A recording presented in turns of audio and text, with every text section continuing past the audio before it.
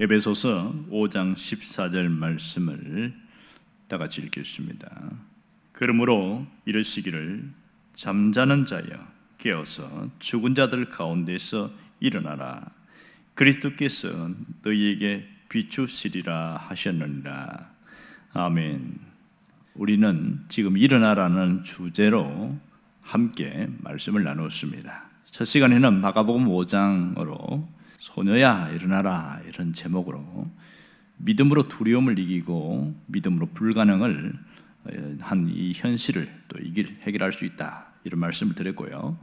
두 번째는 사사기 4장에서 바라가 일어나라 이런 제목으로 우리의 구원은 여호와의 손에 있다는 것을 알고 모든 불신앙을 불신하고 여호와를 온전히 신뢰하라 이 얘기를 했습니다. 그리고 세 번째로 요한복음 5장에서 고통 속에서 일어나라 이런 제목으로 운명에 매여 사는 운명적 존재가 아니라 사명으로 사는 사명적 존재의 삶을 통하여 우리 인생의 가치를 높여라 이 얘기를 했고요. 그리고 또 하나는 여호수아 7장에 나오는 여호수아야 일어나라 이런 제목으로 이 여호수아의 실패의 모습과 회복의 과정을 통해서 실패를 극복하는 방법을 배우고 하나님과의 관계를 돈독히 하라 이런 말씀을 드렸습니다. 오늘은 에베소서 5장으로 잠자는 자여 일어나라 이런 제목으로 말씀을 함께 나누려고 합니다. 이 에베소서의 특징은 주제가 교회란 얘기입니다. 교회에 대한 이야기가 처음부터 끝까지 계속 이어지고 있습니다. 근데 두 가지인데 하나는 무엇이 교회인가 하는 문제이고 또 하나는 무엇이 교회를 이루고 있는가 하는 이 문제로 교회 구성원들인 성도들의 삶에 대하여 이야기를 하고 있습니다. 먼저 에베소서는 그리스도의 몸된 교회에 대하여 증거하고 있는데요. 교회라는 단어가 무려 9번 나올 정도로 굉장히 많이 나옵니다. 그래서 또한 이 에베소서는 교회를 구성하고 있는 성도들의 삶에 대하여 다루고 있습니다.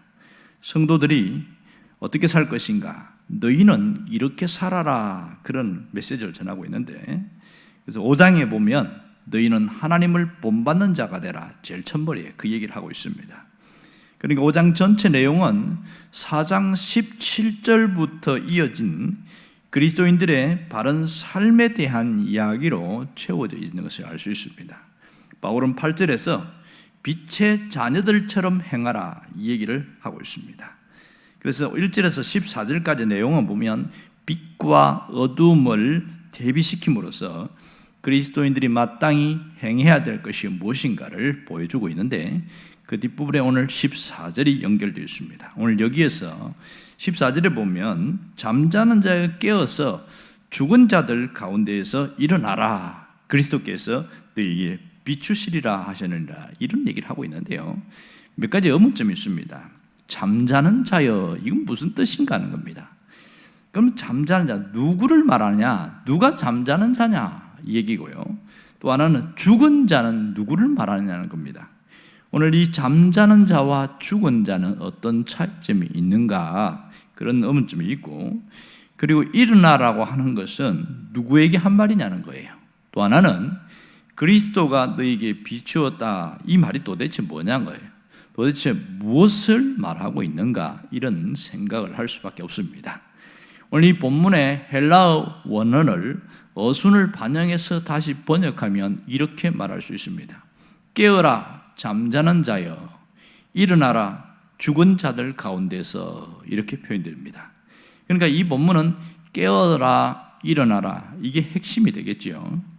그러니까 잠자는 자를 향해서는 깨어나라 이렇게 이야기하고 죽은 자를 향해서는 일어나라 이렇게 말을 하고 있습니다.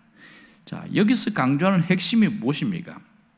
이 세상에는 두 종류의 사람이 있다는 겁니다. 하나는 죽은 사람이 있고 또 하나는 잠자는 사람이 있다는 겁니다. 자, 이것은 육신을 말하는 것이 아니라 영적인 면을 말하고 있겠지요. 영적으로 죽은 사람은 예수님이 없는 불신자를 말하고 잠자는 자는 예수를 믿는 사람 이렇게 표현할 수 있습니다. 그러니까 죽은 자는 쉽게 말해서 영혼이 죽은 자이고 잠자는 자는 영원히 살아있는 자다, 이렇게 말합니다. 그러면 죽은 자와 잠자는 자는 두 가지 공통점이 있어요. 활동하지 않는다는 겁니다. 가만히 누워있고 행동하지 않는다는 게 특징이고요. 두 번째는 감각이 없어요. 숨만 쉴 뿐 전혀 감각이 없어서 도둑이 들어와도 모르고 또 불이 나도 모르고 몰라요, 전혀. 세 번째는 반응하지 않습니다. 죽은 사람이 반응하지 않는 것처럼 깊이 잠들어 있는 사람은 반응하지 않습니다. 불러도 아무런 대답이 없습니다. 그러나 죽은 자와 잠자는 자는 명확하게 차이점이 있습니다. 죽은 자는 생명이 없고 잠자는 자는 생명이 있다는 것이지요. 죽은 자는 자신이 바라는 소망이나 뭔가 이루고자 하는 것이 아무것도 없습니다. 그러나 잠자는 자는 그가 원하는 것이 있고요, 뭔가 자기가 바라는 것이 있고 앞으로 어떻게 되기를 원하는지 꿈도 있고, 이게 차이점입니다. 그런데 문제는 잠자는 사람이 죽은 자처럼 살아가고 있는 것이 가장 큰 문제입니다. 생명을 가진 자가 생명이 없는 자처럼 살아가는 것이 문제지요. 그러니까 영원한 생명이 없는 사람은 죽은 사람이다, 이렇게 표현하고, 예수의 생명이 있는 자는 살아있는 사람이다, 이렇게 말을 합니다. 문제는 그럼에도 불구하고 예수의 생명을 가진 자가 죽은 자처럼 살고 죽은 자를 부러워하고 그들의 삶을 동경하고 있다는 것, 이게 가장 큰 문제라고 할 수 있습니다. 오늘 어떤 사람들은 오히려 죽은 자처럼 살려고 발버둥 치는 그런 안타까운 일도 나타나고 있습니다. 결국 하나님께서 이 말씀을 통해서 우리에게 무슨 메시지를 전하고 싶으셨냐 하면, 우리가 내가 어떤 자인지, 그러니까 나의 신분과 나의 정체성에 대해서 분명히 점검을 해보라는 겁니다.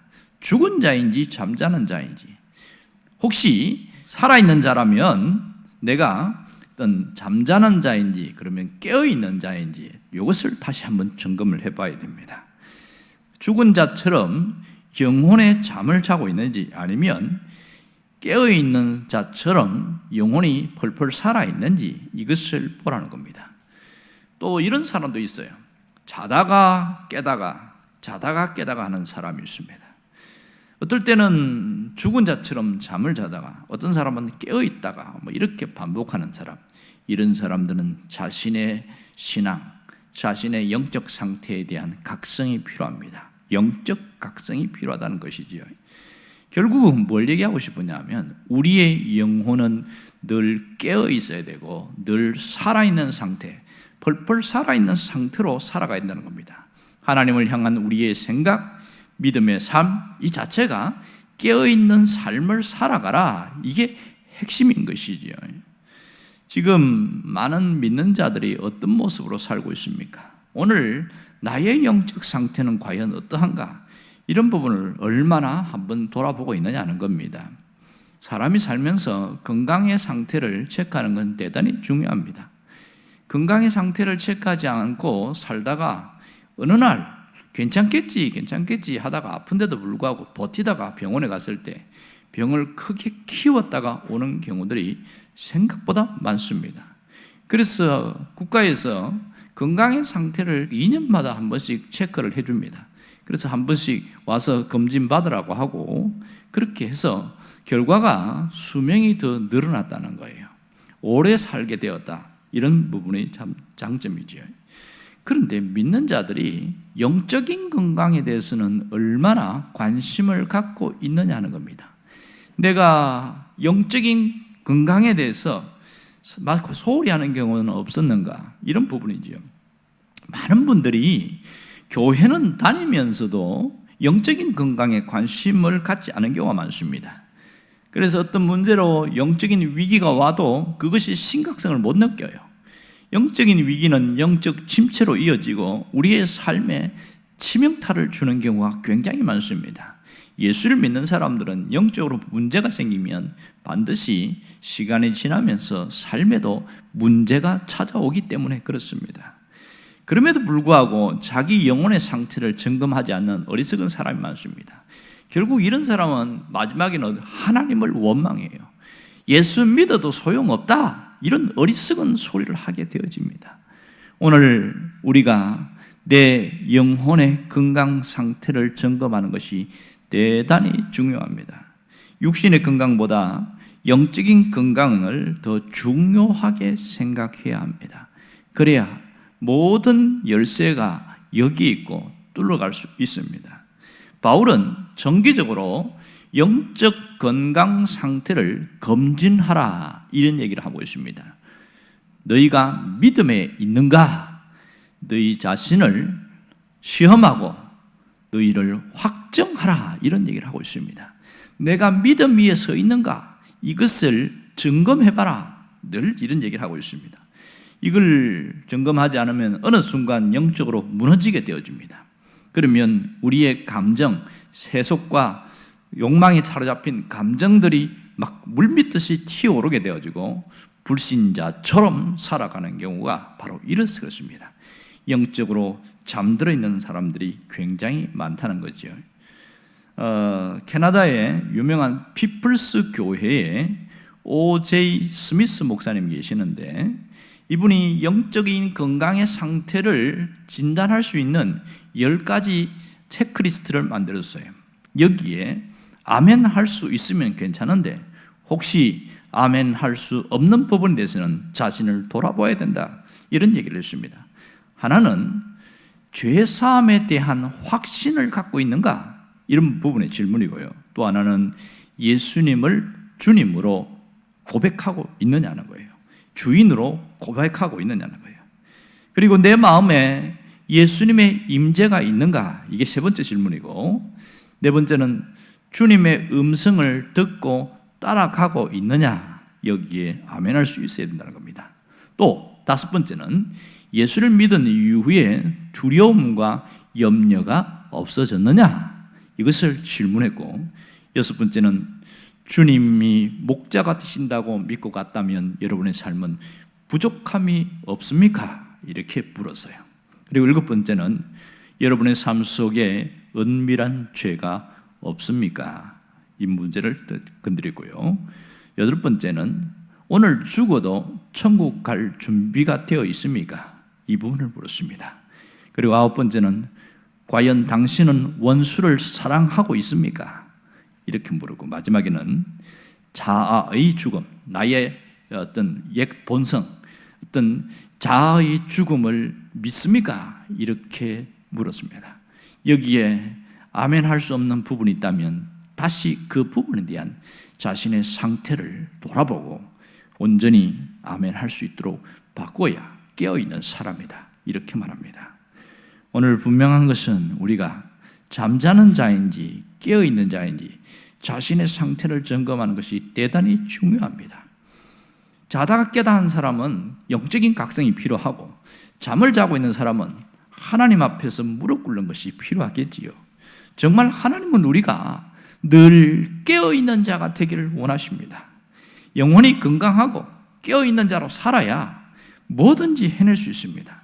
이 깨어있는지 죽어있는지는 믿음으로 통해서 측정이 가능한데요, 자신이 행동하는 믿음을 갖고 있는 자는 깨어있는 자다, 이렇게 말합니다. 여러분, 영혼이 건강하고 깨어있는 자는 주님에 대해서 분명한 의식을 갖고 살아가고 있습니다. 하나님이 말씀하신 것이 이것이 못해, 안 돼, 이렇게 하지 않고 주님이 함께 하시니까 할 수 있다는 얘기를 합니다. 수많은 사람들이 오늘 말씀을 얘기하면 나는 믿음이 없어서 그렇게 못 살아요, 이렇게들 많이 이야기합니다. 오늘 여기 보면 빛의 자녀들처럼 행해라, 이 얘기를 수도 없이 얘기하고 있단 말이에요. 빛과 어둠을 이야기하면서 우리가 누구냐? 우리의 신분은 빛이다. 그래서 빛의 자녀들처럼 살아야 된다. 그래서 5장 8절에서 10절까지 보면 끊임없이 이야기하고 있어요. 내가 신분이 빛이고 빛의 자녀라는 것을 깨달아야 된다는 거죠.